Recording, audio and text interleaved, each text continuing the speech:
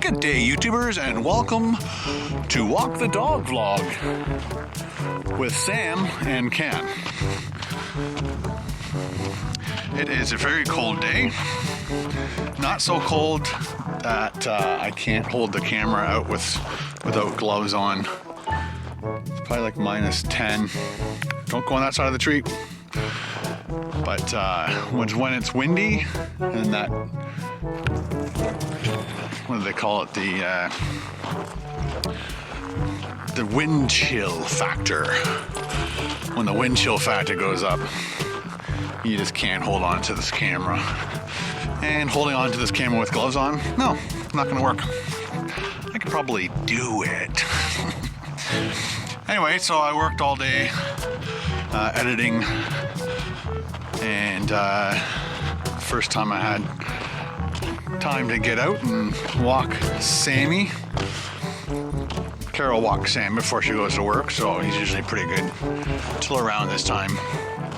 When I'm not so crazy busy, I usually take him out at 10:30, and then like 1:30, 12, or 2 o'clock, 3 o'clock, and then just twice I take him. And then Carol takes him in the morning and at nighttime.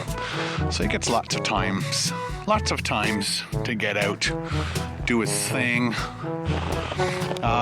When I get back home, I'll go through some of your questions. I'm doing a live show tonight, so I gotta edit this video up as quickly as possible, and then get all prepared.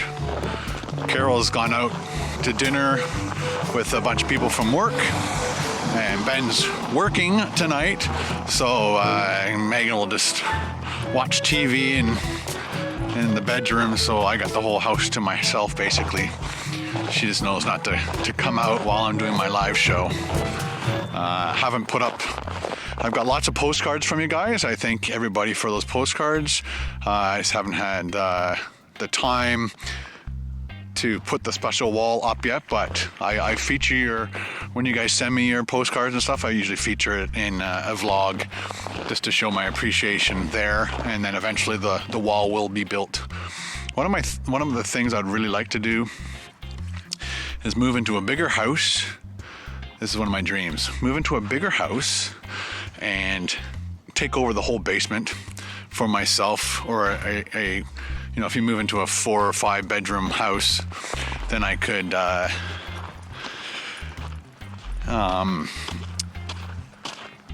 you know, take over a room and turn it into like 2 or 3 little studios.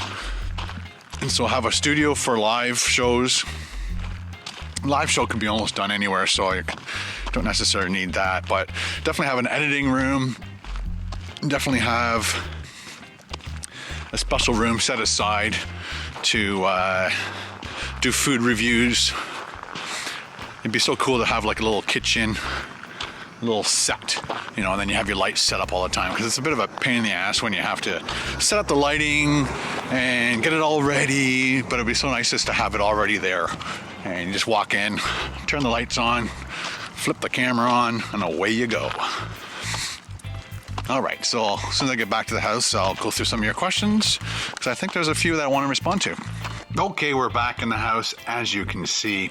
It seems like the topic of discussion yesterday was the length of my videos and the fact that everybody watches all the video, well, almost everybody. Some people were pretty upright and truthful and said they opt out as soon as the bloopers come or whatever, which is fine. Great feedback. Thank you. But a lot of people say, yeah, we want your vlogs to be longer, and so like, or not vlogs, but food reviews and stuff. So like I said, it's just an experiment. When YouTube and somebody from YouTube says, hey Ken, we should experiment a little bit and see if we can get your retention up on your videos by shortening your videos, then you just try it to see how it works. There's no promises, nothing set in stone. I'm not changing my format just for, you know, whatever. I like to thank Andrew for explaining to everybody what all the symbols at the end of my videos are, because there are some symbols that people just don't know. And I'm not going to list them all, but again, I think they're all in my description of my video.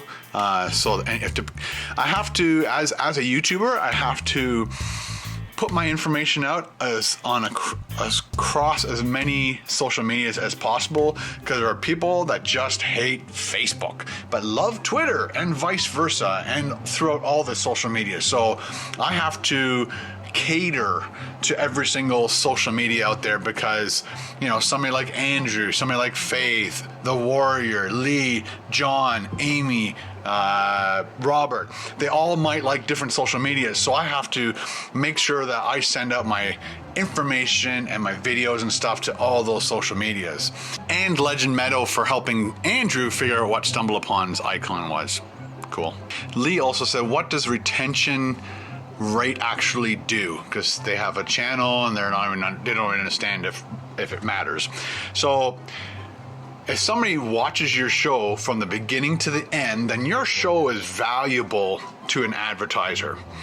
If somebody watches the first 10 seconds of your 10-minute video, and or a lot of people watch the first, let's say, even a minute of your video and then opt out of the rest of the 9 minutes, then your retention starts to go down. And I don't think the advertisers or the computers that put the really expensive ads against your video will do that. They'll say, well, what's the retention of this guy?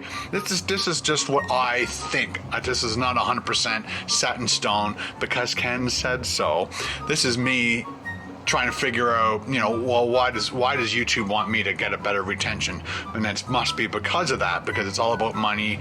They want you to make a show, they want you to make content that people are going to watch for a long period of time. And yesterday I started bike riding again, as some of you know, like Toronto Gal 38. She even got out her old dusty bike, stationary bike, and started to do cycling. I would not suggest or recommend doing 30-minute bike rides right off the top. Do it like a 30-minute, just gradual, and then, you know, skip 2 days and then do another one casual, and then slowly increase your speed, because it's all about your speed and your heart rate and the distance that you go, even on a stationary bike, that gets your heart rate right up and you kill lots of calories, burn lots of calories. So when I used to do, I wish I had done it this year, but I just didn't have time, the 12 rides to Christmas, when I rode an hour every day, it wiped me out. And you have to build up to that. And I tried to build up to it a little bit prior to me doing that, but I didn't practice or train hard enough to warrant. I managed to get through it. And it's also time consuming for you're killing about a half hour before the ride, an hour during the ride because you're riding, and then a half an hour to 45 minutes after the ride because you have to cool down, shower, and all that stuff. So there you go. Cycling every day for an hour is difficult. The phone's ringing, I gotta get it. All right, guys, that's all I have for you today. I gotta get ready I have to eat dinner now and get food in my stomach before I get all my stuff set up for the live show. I got to get this edited and put out as quickly as possible. So thanks for watching the vlog today. Leave more questions in the comment section below. I'll try to get around to doing all those questions. Also hope to see you tonight on the live show. And the reason I'm doing it this time at 5, just to see how many more people from Europe I can get on to the show, asking questions and things like that. I'm thinking about possibly getting a guest on it, but I'm not sure yet. I'm not sure if I should just go this solo or get another person on it. All right, so have a good day, have a good evening, have a good night, have a good week. See you later. Bye-bye.